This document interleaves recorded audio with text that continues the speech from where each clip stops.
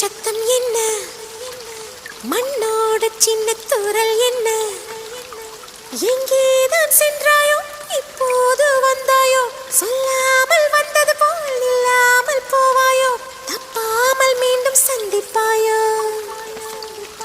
நீ வரும்போது நான் மறைவேனா, நீ வரும்போது நான் மறைவேன்.